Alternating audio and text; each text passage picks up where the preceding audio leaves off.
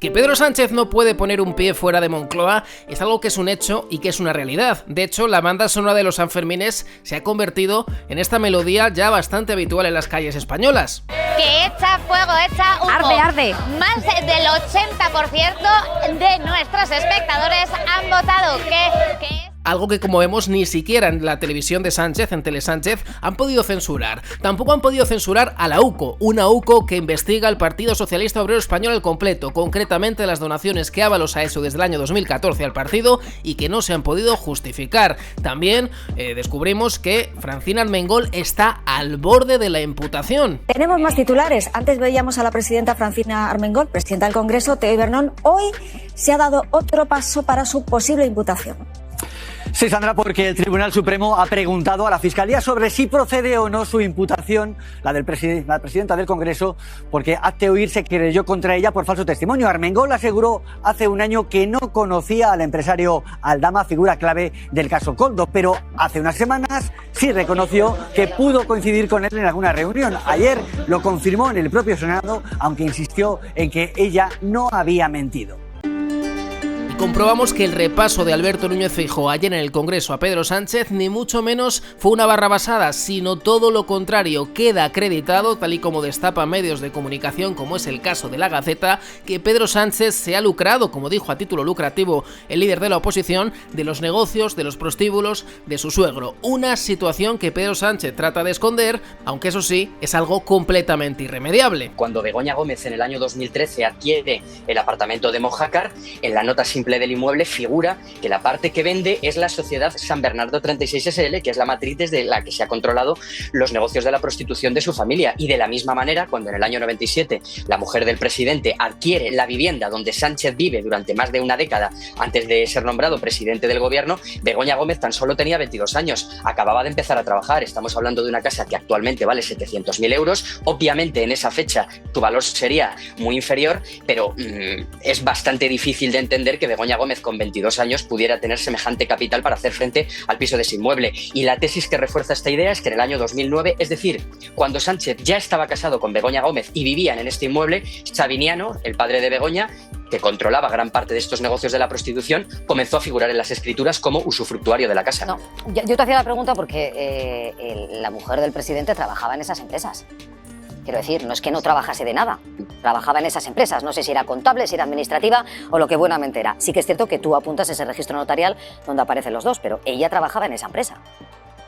Bueno, la información que nosotros tenemos es que en el año 96, es decir, un año antes de que Begoña Gómez adquiriera el inmueble de Pozuelo de Alarcón, ella trabajaba en una consultora que se llamaba Grupo Atenea, que es una consultora que está a escasos metros precisamente de una de las saunas, en la calle San Bernardo. Pero la información que tenemos es que son negocios completamente distintos. A partir de ahí, en el año 98, Begoña Gómez empieza a trabajar en la consultora Inmark, que es donde hace gran parte de su trayectoria laboral, hasta que Sánchez llega a Moncloa y luego lo que ya todos conocimos, la fichó el Instituto de Empresa y posteriormente la Universidad Complutense le concedió pues esta es la información que publica. Como irremediable es que Vicente Vallés, en su espacio de las 9 de la noche en el telediario de Antena 3, dé un brutal repaso a Pedro Sánchez, acudiendo a la hemeroteca y demostrando que efectivamente, donde dije digo, digo Diego. A finales de mayo de 2018, Pedro Sánchez leyó su discurso en la moción de censura contra Rajoy por la corrupción. Hoy ha leído su discurso por la corrupción de los suyos. En 7 años resulta interesante escuchar y comparar lo que se dijo entonces y lo que se ha dicho hoy. No hay ningún partido inmune a la corrupción. Lo que hay que hacer es prevenir esa corrupción. Lo que hay que hacer es actuar cuando se produce esa corrupción. Y lo que hay que hacer es asumir las responsabilidades políticas. Lo siento mucho, pero usted no puede continuar siendo presidente del gobierno. Evidentemente tengo parte de responsabilidad y la asumo. Pero después de reflexionar y de escuchar a mucha gente, comprendí que tirar la toalla no es nunca una opción. Mire, señor Rajoy, si yo tuviera, que no lo voy a tener en la vida, a Bárcenas como tesorero del Partido Popular, hubiera dimitido hace ya bastante tiempo. Es evidente que me equivoqué al confiar en José Luis Ábalos y en Santos Cerdán. El culpable, evidentemente, de toda esta situación es quien comete esos supuestos delitos y eso le corresponde, por tanto, a la justicia determinarlo. Quiero decirle a los ciudadanos y a sus señorías que no voy a tirar la toalla y que vamos a continuar. Lo primero que tienen que hacer es renovar su liderazgo, regenerarse y representar a esa España conservadora que quiere ver dirigentes limpios, ejemplares. Subo con la seguridad, señorías, de ser un político limpio y con el orgullo de quien lidera un partido ejemplar. Ya ven que los discursos de 2018 y de hoy tienen algunos parecidos razonables. Tampoco se queda atrás Carlos Alsina, junto a Vallés, uno de los periodistas más punzantes a la hora de hablar de este gobierno completamente putrefacto. Pero el paisaje de fondo no ha cambiado. La escena que protagoniza Pedro Sánchez sigue siendo la misma. Es un capitán marchito de un barco que navega en círculos porque se le ha abierto una vía de agua fecal. El capitán y con él su barco están a merced de las sacudidas que provoca cada nueva ola de la UCO. Además, Sánchez reclama que se le reconozca a él lo que él nunca ha reconocido ni reconoce a los demás. Reclama su derecho a ser creído cuando dice que nunca se enteró de nada. Jamás le reconoció semejante derecho a Rajoy, de cuya pretendida ignorancia se choteó, con razón, y cuya dimisión reclamó 4 años antes de que la Gürtel fuera sentenciada. Jamás le ha reconocido a Díaz Ayuso el derecho a ignorar cuánto cobraba su hermano por conseguir mascarillas durante la pandemia. El presidente reclama que no se cuestione su integridad, aunque esté encarcelado Cerdán y aunque esté imputado en el Supremo Ábalos, pero a la vez predica la culpabilidad de Ayuso cada vez que le responsabiliza la responsabilidad de corruptelas en su entorno, así lo llama, corruptelas en su entorno, aunque ningún tribunal haya afirmado nunca que la señora Díaz Ayuso sea corrupta ni sea sospechosa de corrupción. Y ahora además siembra la sospecha del presidente sobre la pretensión del PP de reformar la ley. Dicen, quieren cambiar la ley para beneficiar al novio, después de haber sido Sánchez quien reformó la ley y la volvió a reformar para abaratar las penas de corrupción a militantes de los partidos que le apoyan. Total, el presidente podrá seguir alegando que nada supo del mangoneo de mordidas de sus 2 secretarios de organización.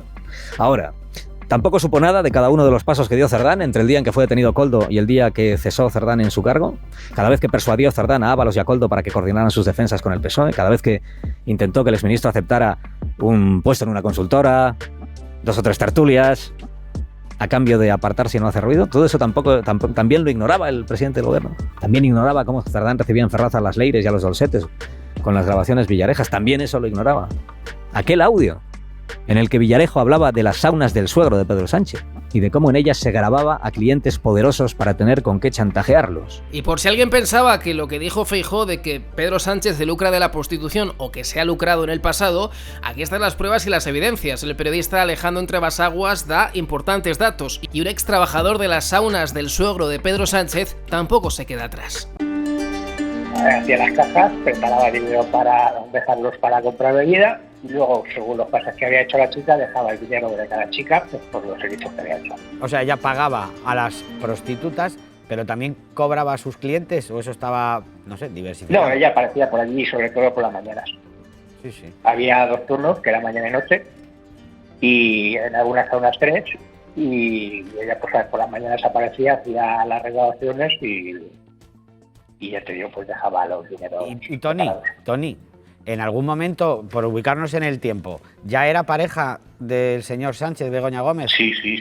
Yo de por sí con Jefa me llevaba bastante bien con el hermano pequeño y con uno de los sobrinos que es el que lleva ahora los salones de bodas. Y, a ver, Sánchez no le podían ni ver. Ten en cuenta que los avellanos son de derechas de toda la vida y son caciques del pueblo donde son. ¿Y usted vio que fuera a recoger a su pareja, a Pedro Sánchez, alguna vez a uno de estos locales?